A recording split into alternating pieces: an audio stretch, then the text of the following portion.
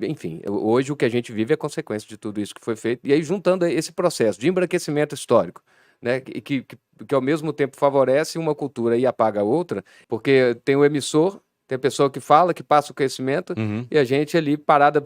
Na escola, a gente mal se sentia à vontade para fazer uma pergunta, Exatamente. né? Eu queria dar um exemplo prático, porque eu percebo como palestrante também, como alguém que está na militância, que está na luta antirracista, é que são tantos termos e tantos nomes que a gente se perde e fica fazendo cara de inteligente, cara de paisagem, assim, tipo, entendi, mas a gente se perde, né? Epistemicídio, embranquecimento, um exemplo do embranquecimento e do apagamento que foi feito, né, na educação, já que a gente está no ambiente da escola e falando da escola, por que que o Tom Nascimento está na escola?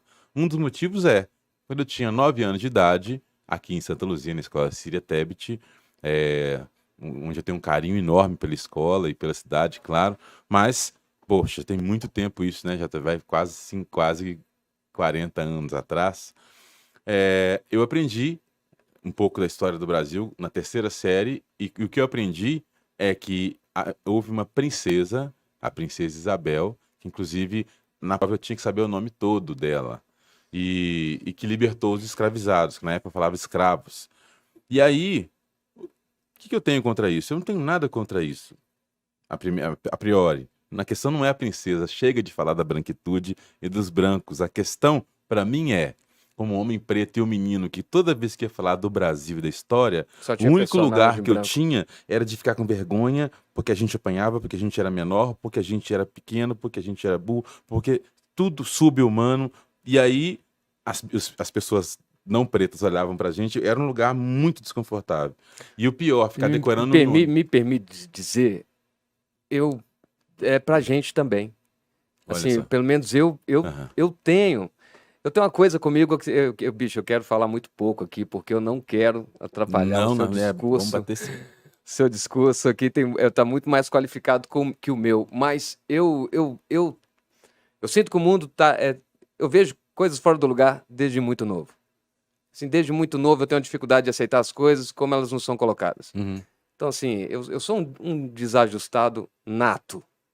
Eu lembro disso desde muito novo. Então, assim, eu estudei numa escola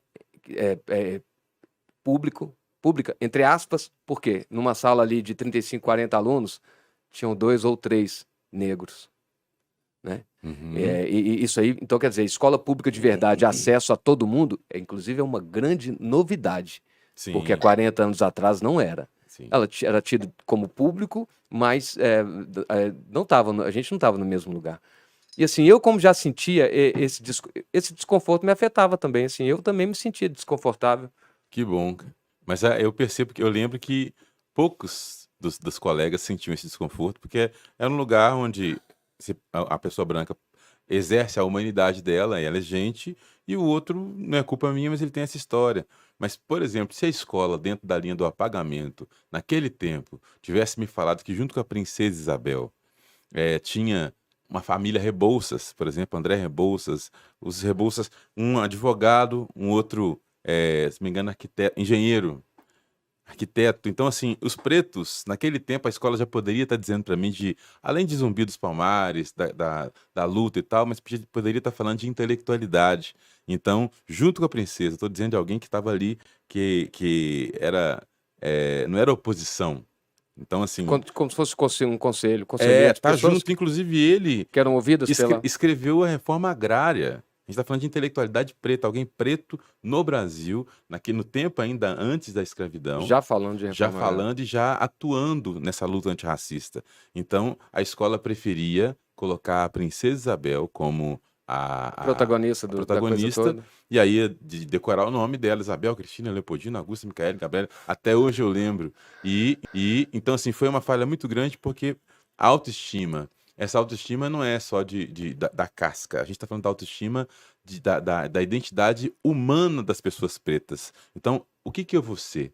Eu posso ser como André Rebouças, eu posso ser como Abdias do Nascimento, eu posso ser como várias outras pessoas da intelectualidade, no Brasil e fora do Brasil, que são pretas como eu. Eu posso usar o cabelo como o deles, eu posso ser gente. E não, a gente vai passar muito tempo ainda com preto. Eu tenho 47 anos e ainda me pego no sofrimento, porque eu trabalho com o tema, eu preciso trabalhar com o tema, eu gosto de trabalhar com o tema do negritamento, da alfabetização, hoje mais porque eu tenho coisas positivas para apresentar para os pretos e para os brancos também, mas para poder dizer, olha, a nossa história não começa em 1500,